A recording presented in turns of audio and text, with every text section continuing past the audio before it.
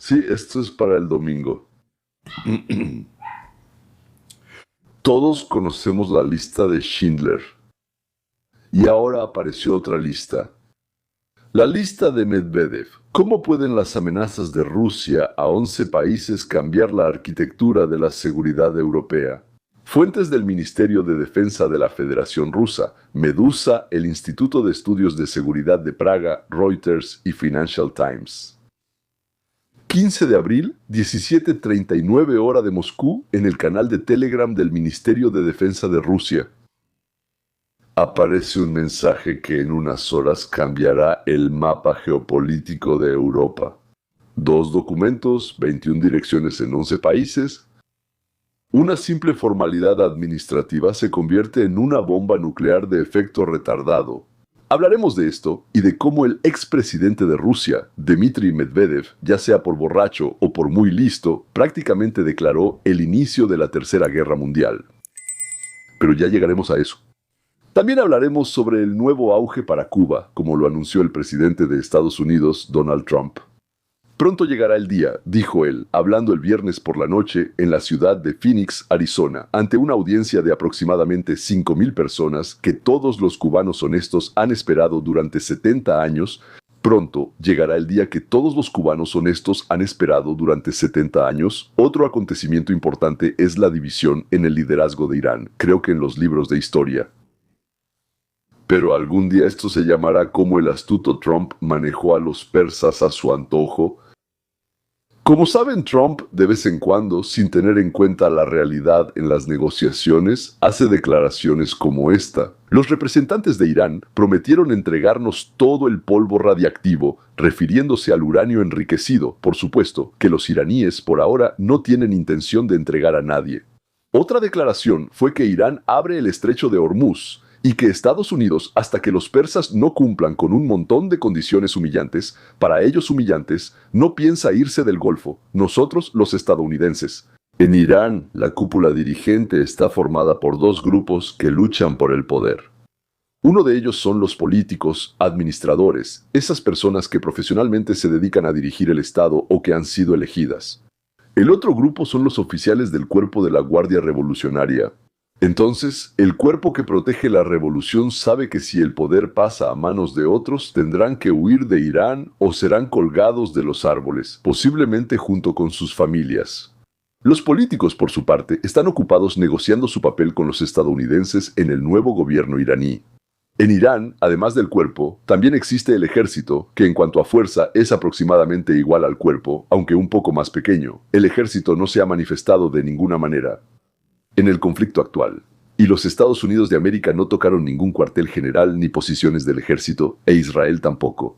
Los propios militares, sabiendo que están siendo vigilados constantemente, no van a levantar ninguna rebelión, y tampoco se atreven a convencer a los soldados de ir a luchar contra el cuerpo. Si el liderazgo político del país da un paso adelante y les ordena hacer lo que ni Estados Unidos, ni Israel, ni Europa quieren hacer, es decir, invadir Irán por tierra, puestos de mando, comunicaciones, oficinas.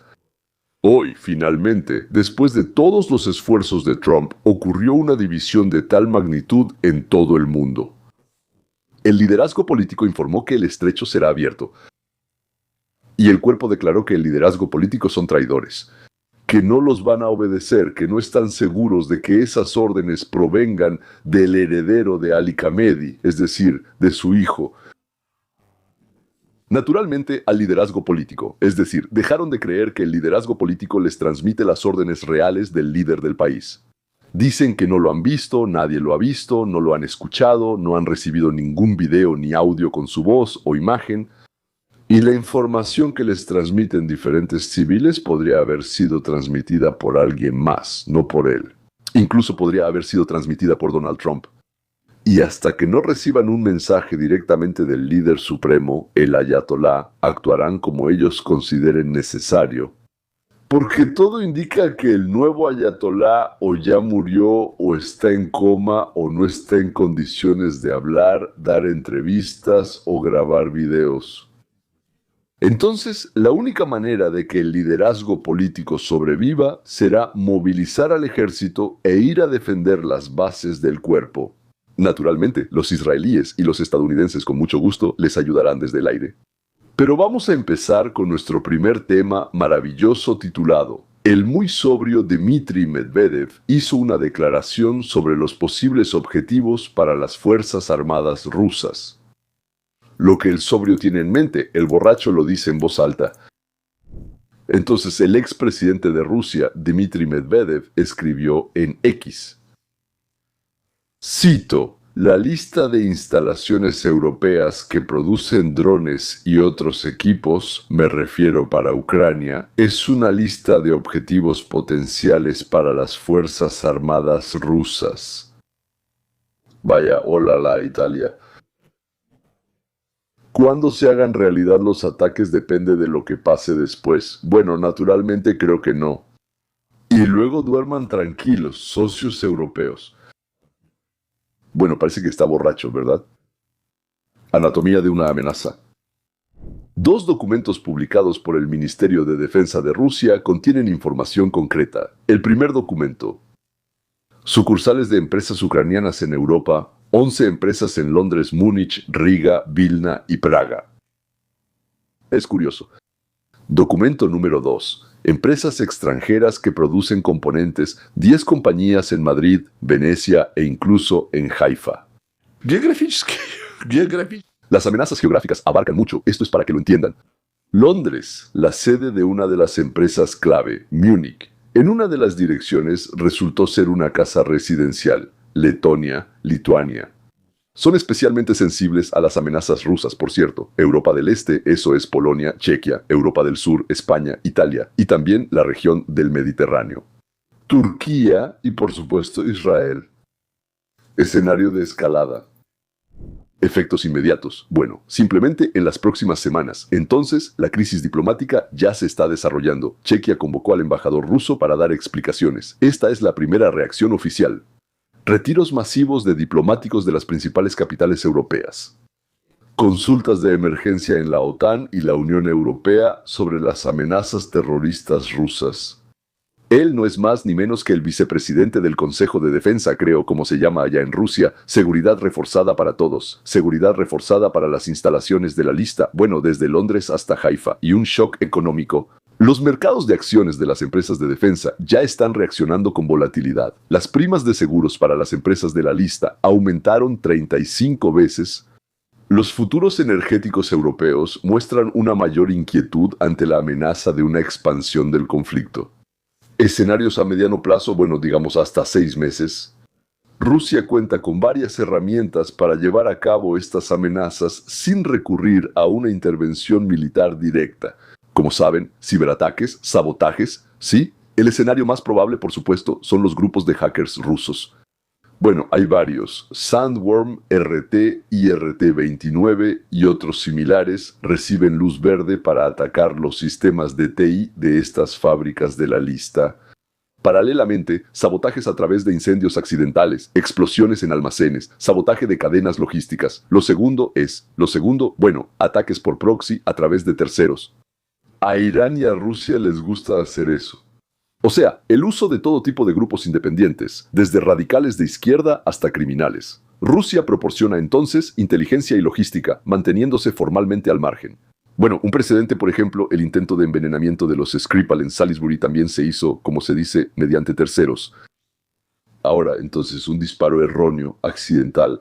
Este es el escenario más peligroso, en realidad, el impacto accidental de misiles rusos en objetivos de la lista durante los ataques de represalia contra objetivos ucranianos. Bueno, claro, es difícil de creer, pero sin embargo podrían golpear a alguien. El Kremlin va a alegar un error técnico y expresar un gran pesar. Ahora la lista de Medvedev no son solo amenazas. Esto es una prueba de las llamadas líneas rojas, sí, de la OTAN. Rusia está probando si la alianza está lista para defender instalaciones civiles que formalmente no son bases militares.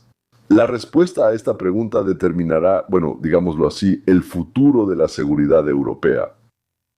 La nueva arquitectura de seguridad. Las amenazas de Rusia pueden cambiar radicalmente la doctrina de la Alianza del Atlántico Norte.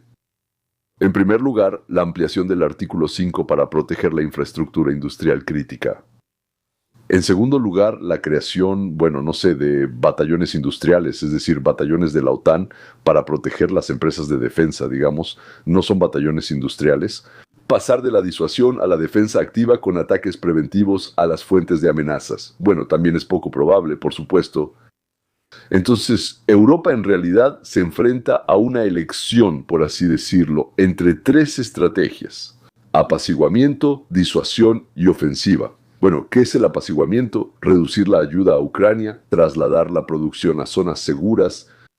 ¿Cuál es el riesgo? Fomentar una mayor agresión, naturalmente, la desintegración de la unidad de la OTAN. Ahora, ¿qué es la disuasión? Reforzar la seguridad, la ciberdefensa, pero sin escalar el conflicto. El aspecto negativo es la constante implicación en una guerra híbrida, que seguirá aumentando en una espiral de intensidad creciente. Y por último, la ofensiva es realizar ataques preventivos contra los objetivos rusos que apoyan las amenazas. Sí. Bueno, ahí un 0,25% sí, pero eso sería un enfrentamiento directo entre la OTAN y Rusia, posiblemente una escalada nuclear. Como se dice, no lo creo, no lo creo, no lo creo, pero digamos como una opción, tal vez sea posible, ¿sí? Ahora la dimensión económica, es decir, el precio de la seguridad. Las amenazas de Rusia ya están provocando una gran reestructuración de la industria de defensa europea. Los gastos en seguridad de las empresas de la lista aumentaron, creo, según dicen, ahí decía, un 300.500% sí. Las compañías de seguros están revisando las pólizas para las instalaciones de alto riesgo. Antes no eran de alto riesgo. La transferencia acelerada de la producción a países que no están en la lista de amenazas. Bueno, luego empezarán a amenazar a esos países también, sí. Un fuerte aumento de los presupuestos de defensa en los países de la Unión Europea hasta el 34% del PIB, o sea, lo que Trump exige. Según estimaciones preliminares, las amenazas de Rusia podrían costarle a la economía europea entre 50 y 70 mil millones de euros solo en 2026, de lo que en Estados Unidos realmente soñábamos. Sí. Esto incluye los gastos directos en seguridad, las pérdidas por interrupciones en la producción y la disminución del atractivo para la inversión. Cambio geopolítico, nueva alianza. La lista de Medvedev puede convertirse en un catalizador para la formación de nuevos bloques. Círculo interno, países objetivo. Es decir, Reino Unido, Alemania, países bálticos. Endurecimiento. Fortalecimiento de la coordinación. Neutrales. Francia, en parte Italia, intentos de mediación, desescalada, coqueteo. Y Turquía, vacilante. Uso de la crisis para negociar. Con ambas partes. La crisis en Europa tendrá impacto en todo el sistema de relaciones internacionales. Para Estados Unidos, esto es un fortalecimiento debido a los sentimientos nacionalistas. Europa debe defenderse por sí misma. Al menos aprender a defenderse por sí misma. Crisis en China. Posibilidad de usar la crisis europea para presionar a Taiwán, pero está Estados Unidos que está al margen, por eso es poco probable. Y el sur global. Un mayor alejamiento del bloque occidental hacia la multipolaridad. Eso probablemente seguirá ocurriendo. Entonces veamos la cronología de la crisis, es decir, los posibles escenarios de desarrollo. Mayo del 26. Los primeros ciberataques a los objetivos de la lista. Cumbre de emergencia de la OTAN, despliegue de fuerzas de seguridad adicionales en ubicaciones clave. Verano del 26, incidentes fortuitos en las empresas. Incendios, explosiones. Comienza la transferencia masiva de la producción. Las primeras crisis políticas en los gobiernos de Europa. Otoño del 26. Ya nos estamos acercando a nuestras elecciones. Un incidente serio. Un impacto erróneo de un misil ruso en uno de los objetivos. El momento de la verdad para el artículo 5 de la OTAN, un punto de inflexión en la historia. La lista de Medvedev no es solo una amenaza, es mucho más. No se trata solo de un pretexto. El conflicto se convierte en una guerra total. Bien, las fronteras económicas de los conflictos se están desdibujando. La guerra económica pasa a convertirse en amenazas físicas directas. Y el sistema de seguridad colectiva, está siendo sometido a una prueba absolutamente sin precedentes. La principal conclusión de esto es que estamos en un momento en el que las palabras pueden convertirse en acciones y las amenazas en realidad. La reacción de Europa y la OTAN en las próximas semanas determinará si la lista de Medvedev sigue siendo una maniobra diplomática o se convierte en la antesala de una nueva fase del conflicto global. La historia se está haciendo ahora y cada decisión importa. Los aliados de la OTAN se negaron a apoyar a Estados Unidos en la guerra contra Irán. Reino Unido, Francia, España, Italia, Polonia y otros países rechazaron las solicitudes de Trump de ayudar en el bloqueo del estrecho de Hormuz y en permitir, quizá lo más importante, el uso de bases militares y del espacio aéreo. Rechazos concretos. España cerró su espacio aéreo para los militares estadounidenses. Самолетов, которые участвуют в конфликте. Italia negó a los bombarderos estadounidenses el uso de la base militar en Sicilia.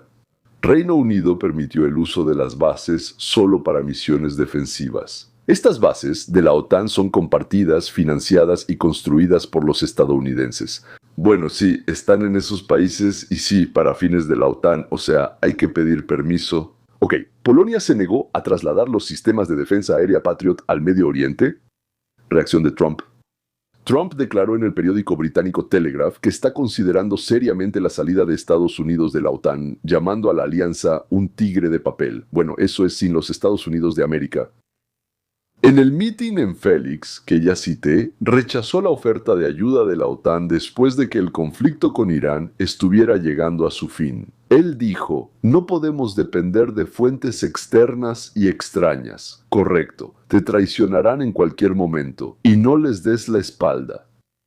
Por cierto, el Congreso en el 2023 aprobó una ley que prohíbe al presidente salir de la OTAN sin la aprobación de 2/3 del Senado y un acto separado del Congreso. Esta ley fue patrocinada por Thomas Kearney, un demócrata, y Marco Rubio, un republicano que ahora es el secretario de Estado de Trump. La agresión rusa puede obligar a los europeos a hacer concesiones a Estados Unidos a pesar de sus profundas diferencias con Trump. Las amenazas benefician a Trump. Los expertos predicen que Moscú podría atacar de la manera que mencioné ya en el 2026, cuando Europa aún no está preparada. Y los diplomáticos europeos, francamente, los franceses y británicos lo saben y se están preparando para la guerra con Rusia, el gobierno polaco también. Si habrá pánico en Europa depende de cuándo ataque Moscú. Luego, por así decirlo, uno de los diplomáticos agregó, yo, personalmente, creo que será este año. Y todavía no estaremos listos. Inscripción, Dilema Estratégico de Europa. El dilema estratégico de Europa, 3 decisiones dolorosas. Saben, debo decir que esto es simplemente ridículo. Lo primero es, como lo dicen, rendirse ante Trump. Lo segundo es crear una OTAN europea, es decir, formar una alianza de defensa sin Estados Unidos. ¿Qué requerirá eso? Al menos 1 millón y décadas para reemplazar las capacidades estadounidenses. Y lo tercero es quedarse sin protección, en absoluto. Si Estados Unidos sale de la OTAN, ellos simplemente se quedan ahí sentados esperando. Y si pasa algo, tal vez tengan suerte, tal vez no. Como escribe el analista Eugene Rumer, un divorcio transatlántico antes de que Europa aumente sus fuerzas de defensa convencionales y resuelva el problema de la disuasión nuclear sin el paraguas nuclear estadounidense, crea una ventana de oportunidades para Putin. Dependencia crítica de Estados Unidos. Europa sufre de una dependencia excesiva de Estados Unidos en áreas clave. La capacidad de golpear en profundidad dentro del territorio enemigo, la inteligencia, las capacidades espaciales, la logística y la defensa aérea integrada. Según el análisis, Rusia tiene casi 3 veces más sistemas de defensa aérea que toda la Unión Europea. Europa utiliza 178 tipos diferentes de armamento. Para que lo entiendan, Estados Unidos utiliza 30. Sin la aviación pesada estadounidense, no se pueden trasladar rápidamente las tropas. En general, sin Estados Unidos, ahora no pueden hacer nada. ¿Y cuántos años intentaron convencerlos, persuadirlos, asustarlos? Ничего страшного не произойдет. Y ahora sí les llegó el momento de la verdad. Entonces, Rusia está aumentando las amenazas a los objetivos europeos. Ya está pasando, ¿verdad? Trump pone un ultimátum. Apoyen nuestras operaciones o chicos, se defienden solos. ¿Y qué va a pasar? Y los líderes europeos, bajo la presión de la opinión pública, se verán obligados a elegir entre apoyar a Estados Unidos en todas sus acciones o quedarse indefensos ante Rusia. Cuanto más agresiva se muestra Rusia, tanto más depende Europa de la protección estadounidense. Esto le da a Trump palancas de presión. ¿Quieren que los protejamos? Paguen el precio completo. Primero, inviertan dinero en defensa, en la suya propia. Y segundo, participen en nuestras guerras. Incluso las simples amenazas de Trump de salir de la OTAN significan que el efecto disuasorio del artículo 5 contra Rusia, de hecho, ya no funciona, y eso hace que Putin esté más inclinado a ello. No sabemos si quiere, si no quiere, si puede, si no puede. Por ahora no puede porque está atascado en Ucrania, y después, quién sabe. La agresión rusa puede obligar a los europeos a arrodillarse ante Estados Unidos. Esto crea un círculo vicioso. Las amenazas rusas, el miedo europeo, la dependencia de Estados Unidos, las exigencias estadounidenses, lo que llevará a aún más amenazas rusas. Entre dos fuegos, para mí todavía no está nada claro. Ellos elegirán someterse a Rusia y prácticamente convertirse en satélites del Kremlin, o decidirán apoyar a Estados Unidos y organizar su propia defensa por sí mismos. Y tal vez en 10 años volverse tan independientes que puedan, digamos, llevar a cabo su propia política. Mientras sean débiles, no pueden hacer eso. No pueden tener su propia política si no pueden defenderse. La verdad, es muy difícil creer que vayan a tomar ese camino. Por el camino con Estados Unidos, digamos. Les será más fácil rendirse a Rusia y, como se dice, levantar las manos en señal de rendición. Bueno, ahora hablemos de otro experimento fallido que se llama Cuba sí, Yankee no. Un nuevo florecimiento para Cuba. Esto se llama un nuevo florecimiento para Cuba, declaró Trump entre los aplausos del público. Nosotros les ayudaremos. El presidente se dirigió directamente a la comunidad cubanoamericana, llamándolos personas maravillosas y señalando que muchos de ellos sufrieron malos tratos, que sus familias fueron asesinadas y torturadas. Terminó con una advertencia simbólica. Ahora vean lo que va a pasar. La declaración del presidente se dio después de operaciones exitosas contra Venezuela, como el arresto de Maduro en enero y el conflicto actual en Irán. El discurso en Phoenix no es una declaración aislada, sino la última de una serie de comentarios cada vez más directos de Trump sobre Cuba. 16 de marzo. Creo que tendré el honor de tomar Cuba. ¡Guau! 27 de marzo. Cuba es la siguiente, pero finjan que no dije nada de eso. 15 de abril. Tal vez vayamos a Cuba cuando terminemos con esto. Digo, me refería a Irán. 17 de abril. Un nuevo amanecer para Cuba.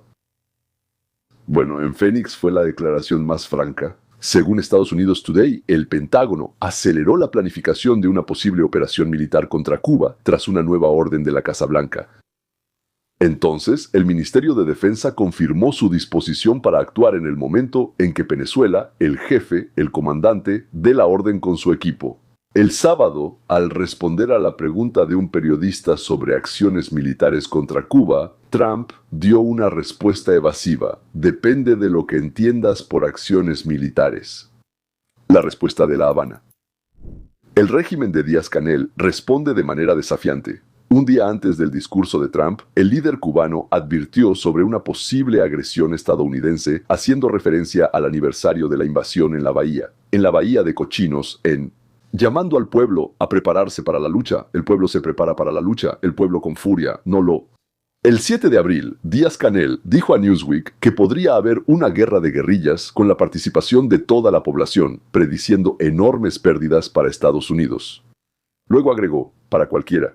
Él probablemente piensa que Israel invadirá para cualquier fuerza invasora. Por supuesto, es gracioso escucharlo después de Irán e Irak. Cuba declaró el año 2026 como el año de la defensa. Listo para el trabajo y la defensa. GTO, iniciando ejercicios militares y sábados de defensa, como los Subotniks soviéticos para limpiar el territorio. Crisis del régimen. Cuba está atravesando una crisis económica muy grave. Durante décadas, esta economía se ha reducido en un 25% desde 2019 y los cortes de electricidad duran hasta 20 horas al día. Se pronostica una caída aún mayor. на 7% в 26 году. La situación se agravó con la captura de los petroleros venezolanos que abastecían a la isla como parte de la operación Salton Sphere. Значит, американцы просто их остановили, больше не пускают. El congresista cubano Mario Díaz Balart expresó claramente el sentir de los exiliados. El régimen en Cuba nunca ha estado más débil. Paralelamente a las amenazas militares, la administración de Trump propuso instalar Starlink en Cuba a cambio de elecciones libres. La liberación de los presos políticos y la compensación por los activos confiscados en 1959. Funcionarios del Departamento de Estado se reunieron en La Habana con Raúl Rodríguez Castro para analizar un posible proceso de transición.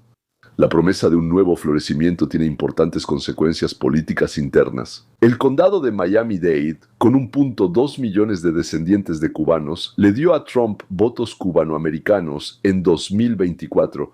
La declaración de Trump sobre un nuevo florecimiento para Cuba marca una etapa completamente nueva en la política estadounidense hacia la isla. La combinación de planificación militar, iniciativas diplomáticas y retórica pública crea una presión sin precedentes sobre el debilitado régimen de Díaz-Canel en medio de una crisis económica gravísima. Ahora quiero que entiendan que grabé este programa el sábado y ustedes lo están escuchando el domingo. Durante ese tiempo, en esas 10 a 12 horas, pudieron haber pasado muchas cosas de las que, por supuesto, yo no tenía la menor idea. Como, por ejemplo, hace poco les informé, sí, en el video anterior, que el estrecho estaba abierto, pero cuando salió el video ya lo habían cerrado. Así que me disculpo por el retraso en las noticias y espero que todos los cambios que ocurran sean únicamente para mejor. Que tengan un excelente resto del fin de semana. Y aquí vamos de nuevo. Comenzamos otra semana maravillosa que también estará llena de acontecimientos. Estoy absolutamente seguro serán positivos y optimistas. Eso es todo. Adiós y hasta la próxima.